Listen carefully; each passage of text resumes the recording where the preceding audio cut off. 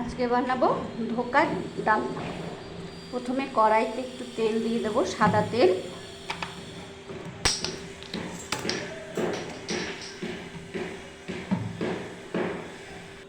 তারপরে ফোড়নে দিয়ে দেবো একটু জিরে,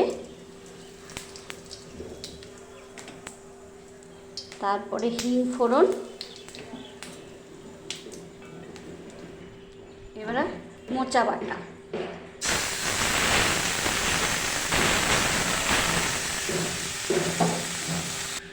এর মধ্যে কিছুটা ডাল বাটা দিয়ে এবার নাড়াচাড়া দিয়ে নেব। এর মধ্যে দেব সামান্য চিনি, হলুদ গুঁড়ো, লবণ,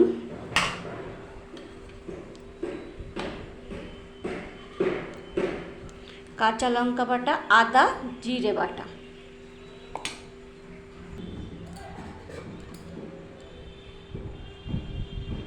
দেখুন এই যে নাড়াচাড়া শুকিয়ে যাচ্ছে।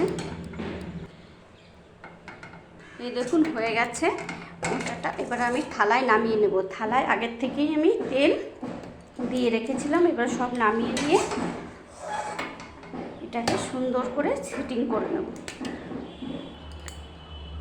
এই যে এটাকে আমি সুন্দর করে যে সেটিং করে নিয়েছি, এটাকে আমি কিছুক্ষণে ঠান্ডা হওয়ার জন্য রেখে দেব। এই দেখুন কি সুন্দর হয়ে সেটিং হয়ে গেছে।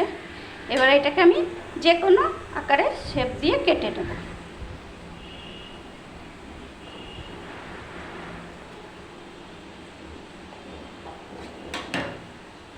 এই দেখুন আমি এক পিস উঠিয়ে দেখাচ্ছি কি সুন্দর হয়েছে।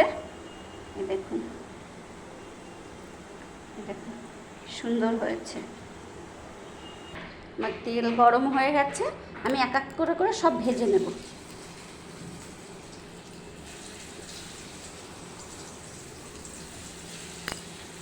এই দেখুন আমার ভাজা হয়ে গেছে, এক এক করে করে আমি এখন সব নামিয়ে নেব।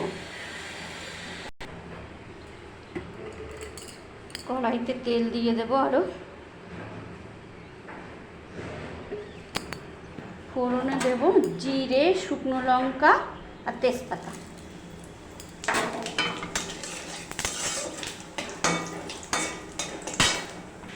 এবার দেবো হিং ফোড়ন। এবার দেবো জিরে আর ধনে বাটা, আদা বাটা, কাঁচা লঙ্কা বাটা। এর মধ্যে দেবো শুকনো লঙ্কার গুঁড়ো, হলুদ গুঁড়ো, টমেটো কুচি,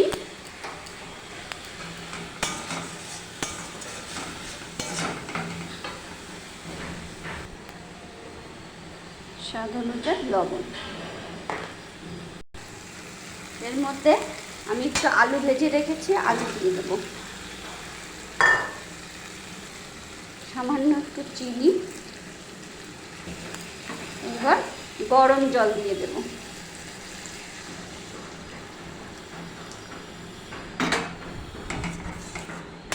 দেখুন কি সুন্দর দেখতে লাগছে। একটু ফুটতে দেবো কিছুক্ষণের জন্য।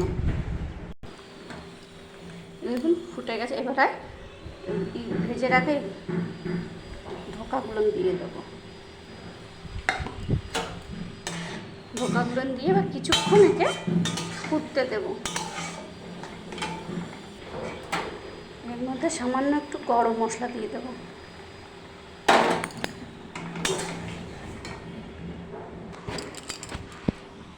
সামান্য একটু ঘি দিয়ে দেব। এই দেখুন হয়ে গেছে, এবার নামিয়ে নেব। এই দেখুন নামিয়ে নিয়েছি। দেখুন রেডি হয়ে গেছে মোচার ধোকার ডালনা।